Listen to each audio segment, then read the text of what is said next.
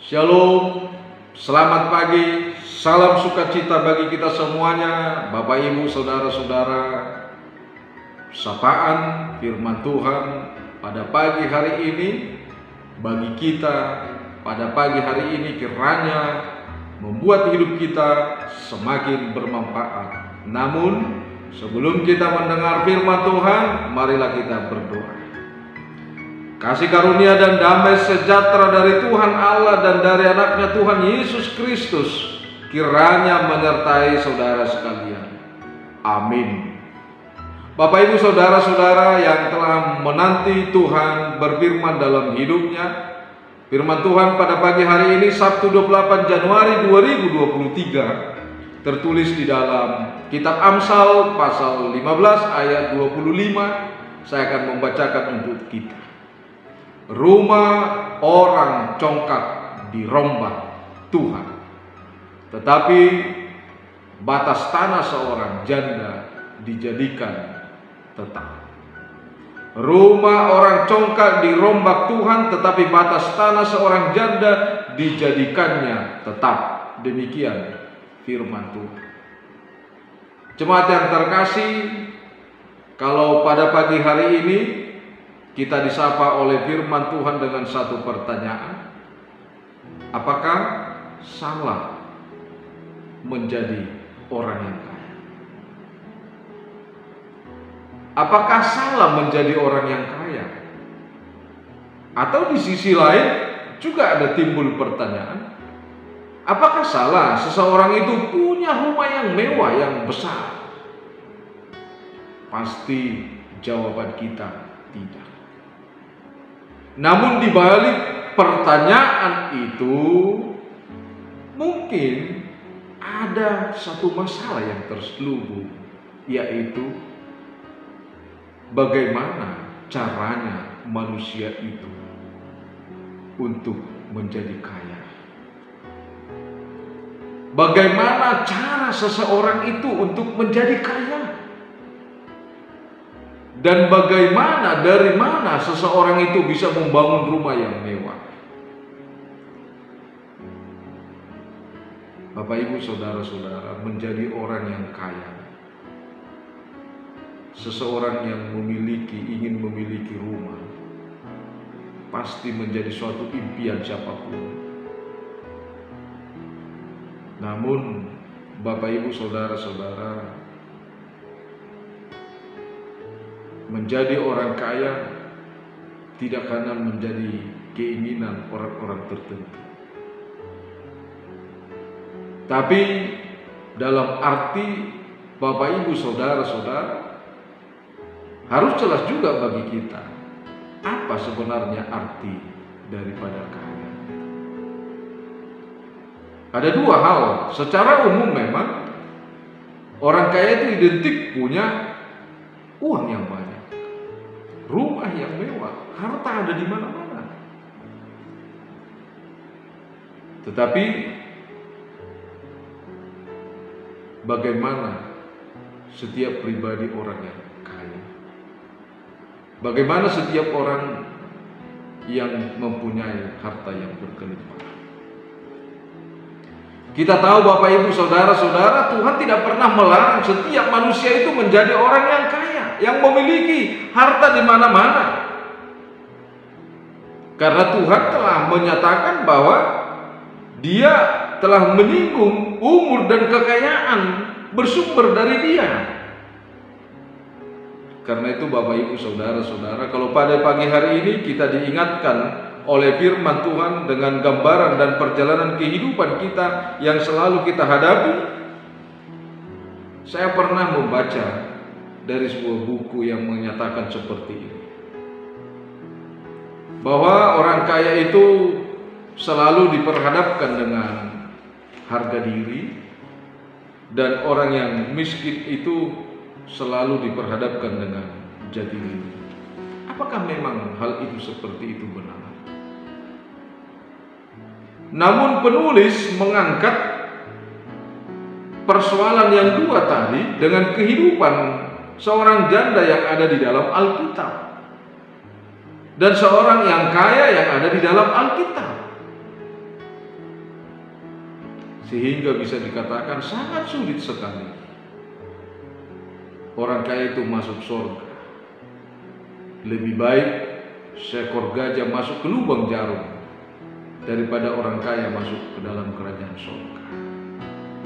Banyak hal yang terselubung dengan firman Tuhan itu.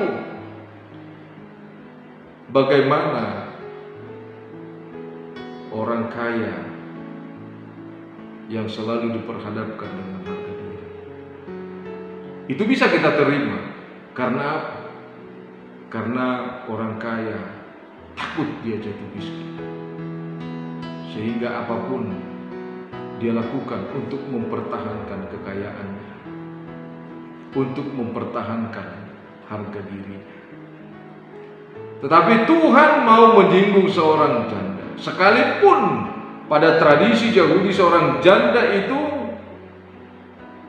adalah seorang yang hidupnya direndahkan, tetapi pada kenyataannya Tuhan mengangkat kehidupan orang janda itu bukan daripada di mana orang-orang Yahudi meremehkan dia, merendahkan dia, tetapi Tuhan mau mengangkat dia dengan kehidupannya di dalam jati dirinya.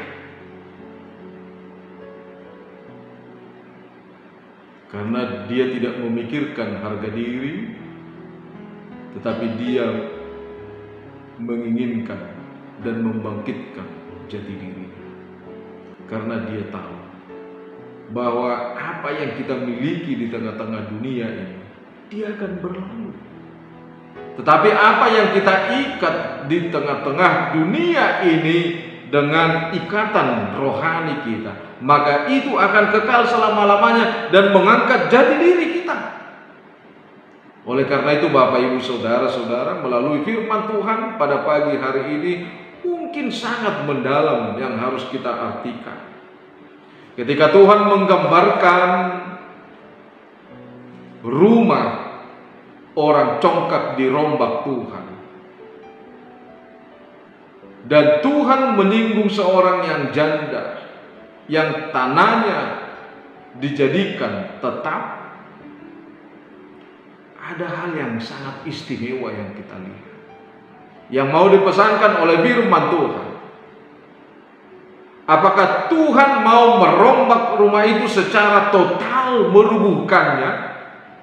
Namun yang kita lihat Bapak Ibu Saudara-saudara, melalui firman Tuhan pada pagi hari ini dia mengingatkan kita seperti apa yang diingatkan di dalam Amsal pasal 18 ayat 12 itu, bahwa tinggi hati akan mendahului kehancuran. Demikianlah yang mau Tuhan katakan. Seberapa besar, seberapa kokoh pundasi daripada orang-orang yang congkak itu, maka rumah itu tidak akan pernah menghasilkan damai sukacita, tetapi justru kehancuran. Demikian Tuhan mau menekankan kepada kita. Sebenarnya bukanlah gedungnya yang mau dihancurkan, tetapi siapa yang tinggal, siapa yang membangun, siapa pemiliknya. Tuhan mau mengubah bukan hanya bentuk fisiknya, tetapi Tuhan mau mengubah apa yang disebut dengan moralitas. Demikian Tuhan juga menyinggung kehidupan kita setiap harinya. Terkadang Bapak Ibu Saudara-saudara, kita membangun kepribadian kita ini dengan keegoisan kita. Kita terkadang membangun kehidupan kita ini dengan kenyamanan, dengan kepentingan yang telah kita pikirkan dan yang telah kita capai. Sehingga apa yang terjadi, Bapak Ibu Saudara-saudara, tidak tertutup kemungkinan seperti apa yang dikatakan oleh firman Tuhan di dalam surat Paulus itu. Dia menyinggung apa yang membuat perpecahan di antara jemaat. Dia katakan karena semua menunjukkan keegoisannya,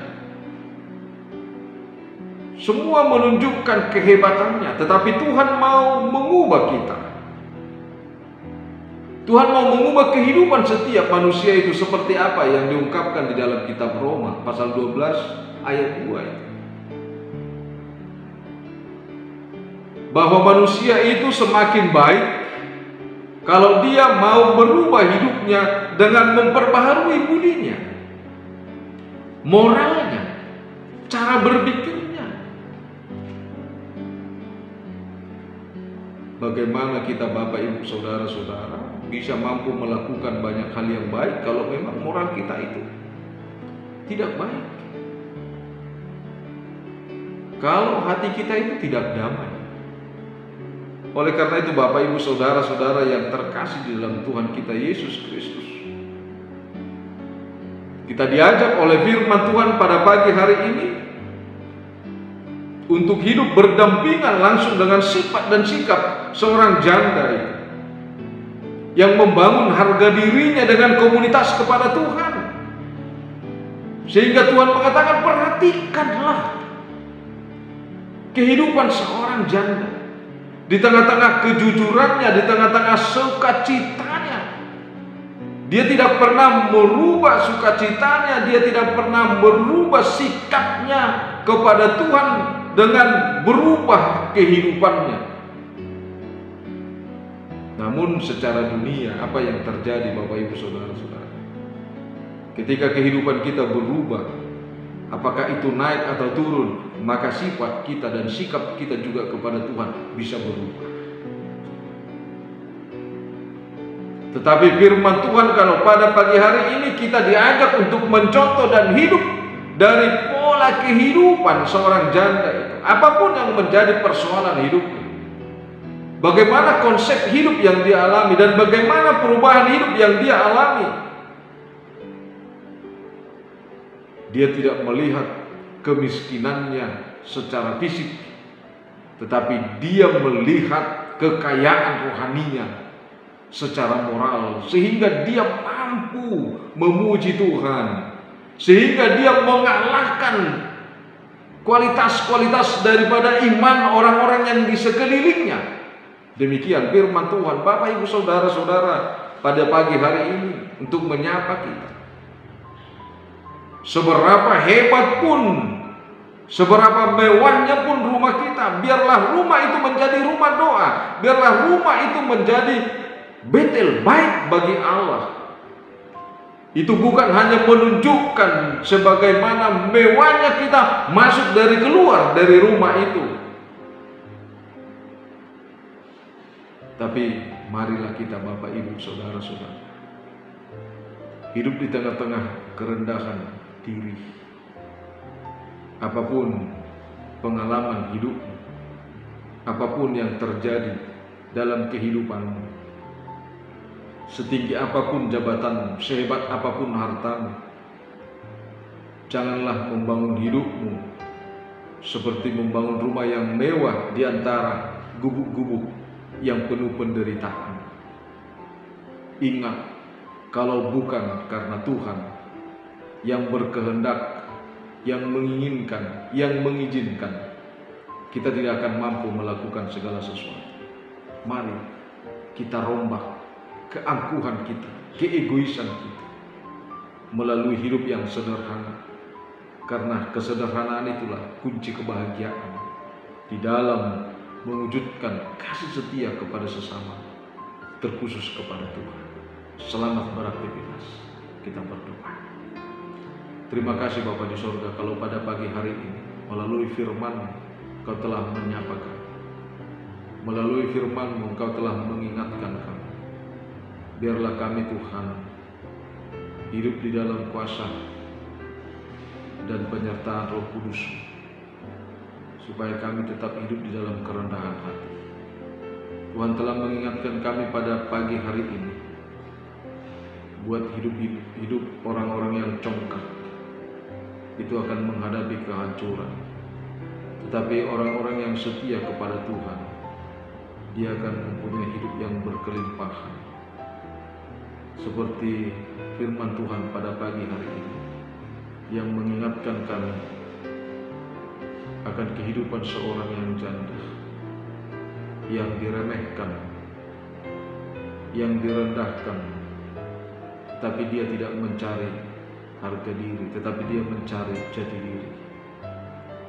Apapun yang terjadi dalam kehidupan dia mau menunjukkan kasih setia dia kepada Tuhan.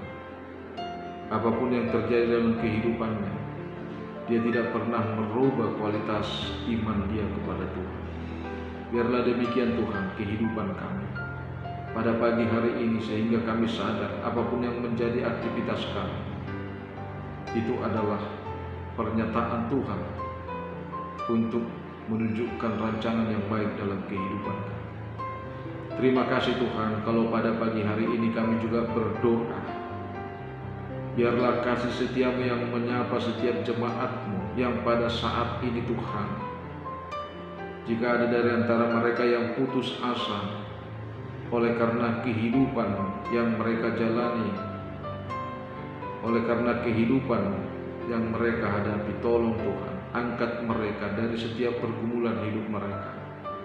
Dan bagi jemaatmu Tuhan yang sedang sakit, angkat penyakit dari tubuhnya Tuhan. Dan biarlah Tuhan yang memberikan kesembuhan melalui urapan-Mu yang memberkati obat yang mereka makan. Terima kasih Tuhan, kalau pada pagi hari ini kami juga bersyukur kalau Tuhan masih memberikan kepada kami suatu bangsa yang besar, bangsa yang luas, bangsa yang penuh kekayaan alam. Itu karena ciptaan Tuhan.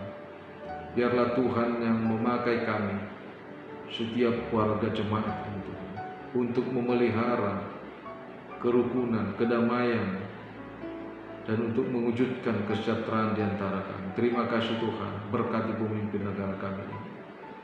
Kami juga berdoa buat pemimpin gereja HKBP secara khusus Tuhan, yang telah Tuhan nyatakan, yang telah Tuhan lakukan, tempatkan di dunia ini. Biarlah Kau yang memakai gerejamu Tuhan menjadi saluran berkat, pernyataan kasih setiamu, terkhusus Tuhan buat gerejamu HKBP Surabaya. Kami yakin kami tidak akan pernah mampu untuk melayani gerejamu, melayani Tuhan dengan kekuatan kami, dengan pengetahuan kami, tapi kami yakin kuasa Roh Kudus-Mu akan memberikan kepada kami kekuatan, kebijaksanaan, kerendahan hati. Kau akan mencukupkan segala kehidupan kami Tuhan, kehidupan kami saat ini dan kehidupan kami di masa depan kami. Terima kasih Tuhan, berkati setiap pekerjaan jemaat. Biarlah kasih setia Tuhan yang selalu bersama-sama dengan kami. Dengarlah doa kami yang kami panjatkan hanya dalam nama-Mu Tuhan Yesus Kristus Juru Selamat kami. Anugerah Tuhan kita Yesus Kristus, kasih setia Allah Bapa, dan persekutuan Roh Kudus menyertai kita. Amin. Bapak Ibu Saudara-saudara, dengan kuasa firman Tuhan dan penyertaan Roh Kudus, kami para pelayan menyampaikan selamat berkarya, selamat beraktivitas, jadikanlah hidupmu hanya untuk kemuliaan